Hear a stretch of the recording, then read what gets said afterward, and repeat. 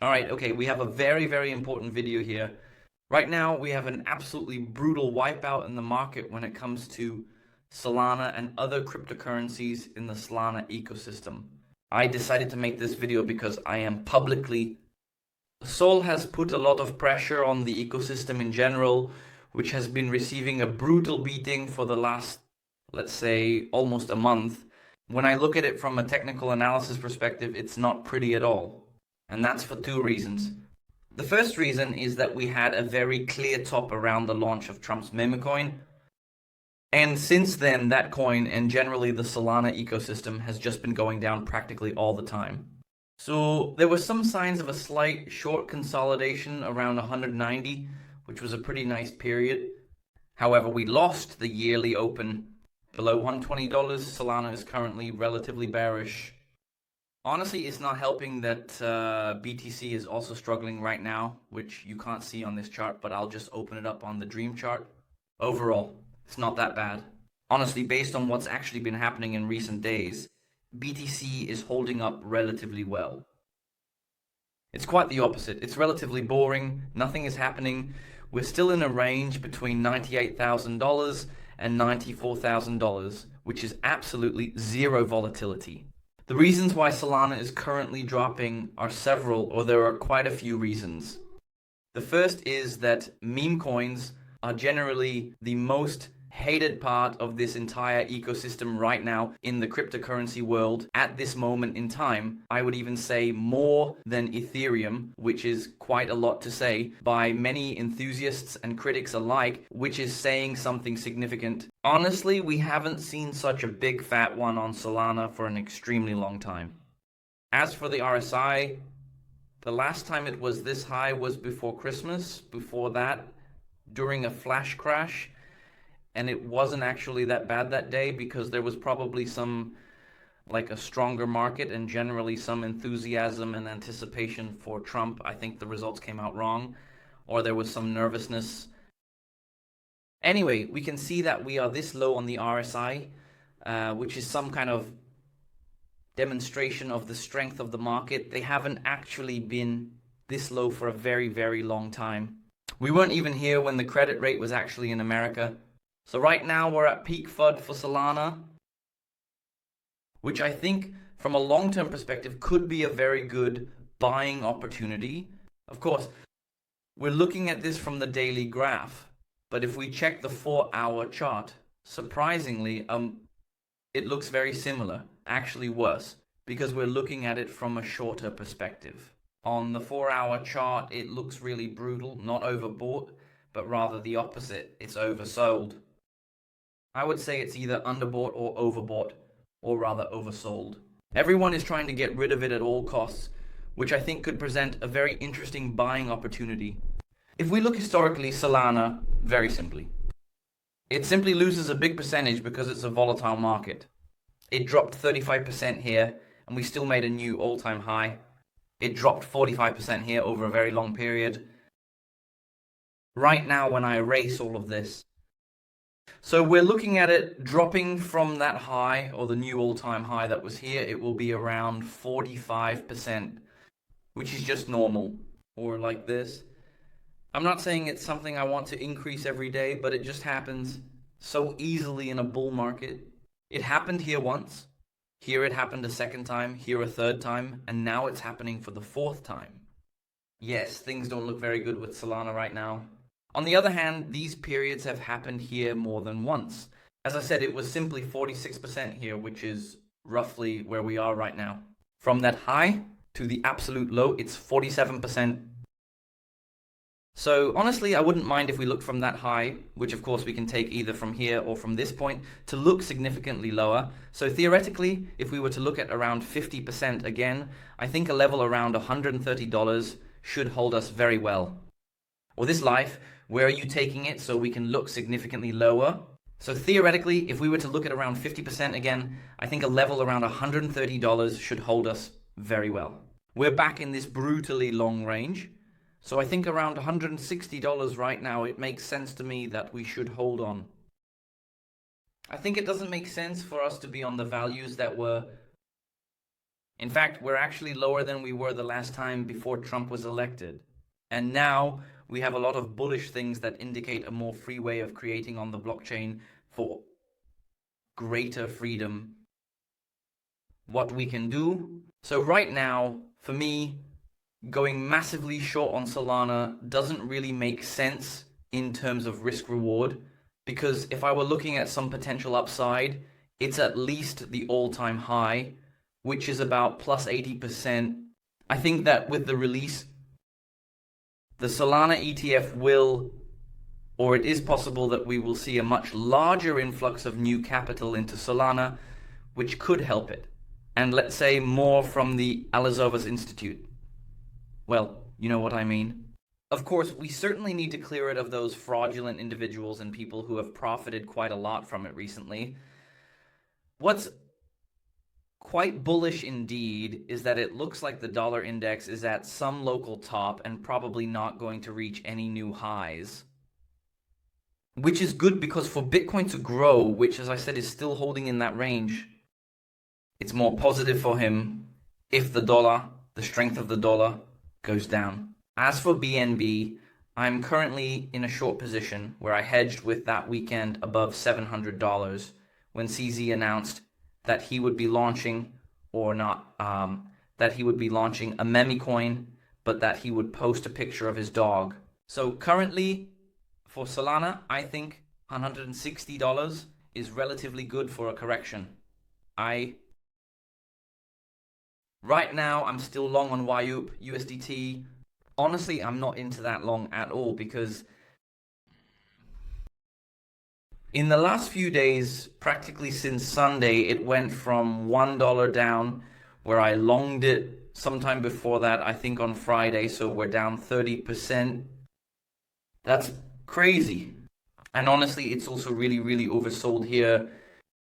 So I would realistically see some possible bounce here. Of course, the question is when it will come. Anyway, honestly, I would really like to see that there. As for Bitcoin dominance, we're also making a big move up towards 65%, which is obviously brutally crushing all other cryptocurrencies, because practically only Bitcoin is rising or holding steady, while all the others are falling against Bitcoin. So this is probably indeed the moment when we can somewhat acknowledge some Bitcoin creators, let's say, who will certainly and undoubtedly throw this back at us in the future. A lot of people had it really extremely bad. Like Panalegan, I don't keep him for long anyway. It's absolutely crazy there, considering he was one of the most promising, or however you want to call it, projects I've seen in a long time. Unfortunately, I couldn't make it. I exited around 63 hours, so I'm satisfied with that. Anyway, as I say, what Solana is currently doing is crazy. As I say, for me, currently some invalidation for another long. A big long is above $190 because we're going back there for the TRD open and going for the all-time high. Currently, we can be slapping ourselves here for quite a long time. The question is where the bottom will be.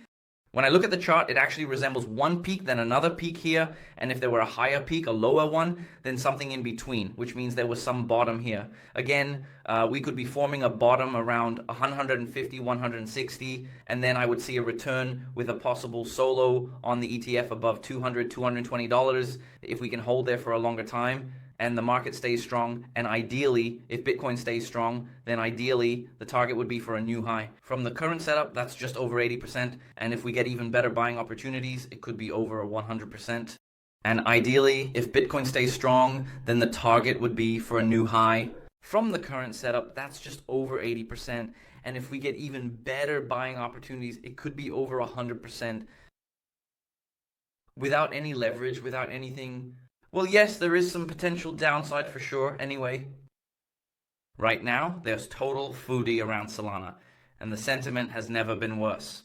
And when we look at the top 100 cryptocurrencies, Bitcoin is unchanged, Ethereum is quite strong, nothing bad there, and XRP is also relatively okay. In the last 24 hours, it's down, BNB is also down, Solana is down 17%, and it's practically the worst performer among the top 10, let's say. Chainlink, then, there are smaller things that logically write off more if the market goes down. Hyperliquid is, in my opinion, a very interesting buy right now. Around $20, I personally would position myself again. They launched the Hyper EVM there, which is basically their own blockchain. At the same time, you can now buy spot BTC directly on Hyperliquid, which I'm currently doing, so I recommend it to you as well. I've just started buying. It's probably a bottom signal for BTC. The mantra keeps growing for some reason. I don't really know what's going on there or anything else. Monero is up because all the scammers are moving to Monero to somehow clean their money. Then there's some Mantle up there, which is an exchange token. For some reason, even Trump is up there in total. Otherwise, they basically only hold stable coins. Then Sonic is at the top, about 25%. And as I said, otherwise, it's quite a tragedy. The whole Solana ecosystem is in a very, very bad state. I see Radium doing the worst, and maybe some of my coins are doing even worse. Virtuals are also struggling. BitGet is doing poorly too. And unfortunately, my exposure right now is primarily in those two tokens. So my portfolio is quite down, but I'm still feeling pretty okay. Anyway, over the last month, I've reduced my trading account by about half. Not quite half yet, but it's definitely down quite a bit. Bonk is another thing that unfortunately I hold. It's among the top losers. Anyway, let's be honest. When there's a bounce, these coins usually, or it depends on whether it's a good and suitable time, often shoot up the most. Not always, of course. So right now, as I said, one of the small things still in the game is PancakeSwap, which is still holding on to its gains thanks to the Binance Smart Chain season, along with Sonic, Mantra, and a few other things. Otherwise, it's pretty much a struggle. So let's talk about what actually happened this weekend during the 14th, 15th, 16th, 14th, 15th, and 16th. In February, a meme coin was launched on Solana. It was supposed to be some kind of Argentine coin called Libra. It got up to $4.5 billion. We caught it in Discord somewhere around 2 billion, something like that. I know someone from our group was trading it. Anyway, they launched it with a one-sided liquidity pool, meaning basically they just completely ripped off all the people who invested in it and drained the liquidity. So most of those coins were bought by insiders who made quite a bit of money off of it, of course, through the liquidity pool rewards, etc. The president of Argentina distanced himself from it, and the token dropped by more than 90%. There were a lot of us at Wells too. The guy who was still standing there went to, or confessed to, CoffeeZilla talk, where they talked about it. Of course, he admitted indirectly to committing a lot of expensive acts, which of course is not very good. And he actually said that he also had a share in Melanie and other Simply Desolations, which of course shows how bad the system is and how scammers often profit from it, which of course is not very good for any investment thesis. On the other hand, scams simply happen on every chain, just Solana for me. It is currently the chain where these things can go, and of course they can go anywhere else. However, Solana has gained the most revenue, the most users, etc. That's why it's happening there and not on Ethereum, because nowadays Ethereum doesn't really interest anyone much. There were various things regarding Meteors, Jupiter, and so on, which of course affects these platforms, whether it's Jupiter, Radium. Even though they didn't have anything to do with it, it still falls just the same. Solana has crashed, Ethereum and BNB. I currently think it's not like that anymore, but we're following it. But no one wants to do anything because the sentiment around it is so bad. And it's a downward spiral where no one wants to trade anything, so no one is creating anything. And it's just a bad cycle. The whole situation is really not good at all. Here's actually another description. It's nothing new. As for Jupiter, there was even a dismissed CEO of Meteor, which is actually a sub-project of Jupiter.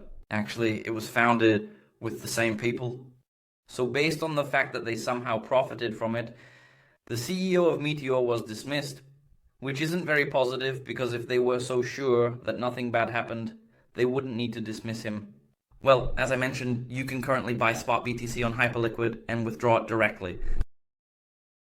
This exchange is also non-KYC, so down in the video description, you'll definitely find a link for discounts on Hyperliquid. I think it's around 4% or something like that. So as I said, my postures are currently in very, very bad shape, and I probably won't show it to you. Cumulatively, it's a minus of about $10,000 plus, of course, some loss on the salt pan because I had an average purchase of more or less. I'll buy it lower, but of course the value was up about 50% a month ago. And if you're interested in trading and think you can trade better than I do, you have a chance to participate in the Ace of Trades competition where you can potentially compete for up to $5.6 million. How to get involved? You will have a clause from Kiro. Just register on the exchange and join my team. There are currently about 90 of us. And the better our results are, the higher discounts we can get.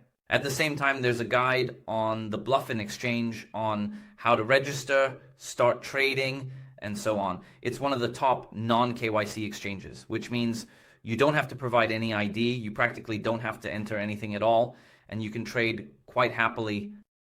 Well, that's all for this video. As I say, I currently remain bullish on Solana, although it doesn't look good at all at the moment, but I think Solana has survived much worse, falling from about $200+ to $8, and still the community managed to turn it around and get back to an all-time high, which can't be said about a lot of other cryptocurrencies such as Ethereum, which doesn't even reach an all-time high this cycle, and yet there is currently a better sentiment on it because it is supposedly developing some defects and so on, which I don't think is very true because most innovations, and of course logically also scams, simply unfortunately, what's happening on Solana, because Solana is a better, faster, and overall superior cryptocurrency and technology compared to Ethereum.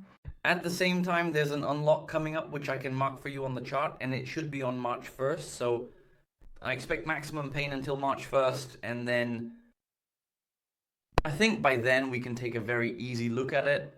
At those 130, it already seems very cheap for Solana. And then we can bounce back and confidently move up if the Solana ETF comes, which I think is highly anticipated and very inevitable this year. So of course, don't trade or try to get rich overnight because that usually just leads to big losses. As I say, I currently remain bullish even though it's very, very difficult on this chart right now. But anyway, I'm keeping my fingers crossed for you all. Good luck in trading, and you definitely don't want to get liquidated because if you have bullets, you can keep playing this game called trading. That's all for this video. Thank you so much for watching it all the way to the end, and I'll see you very soon in the next video.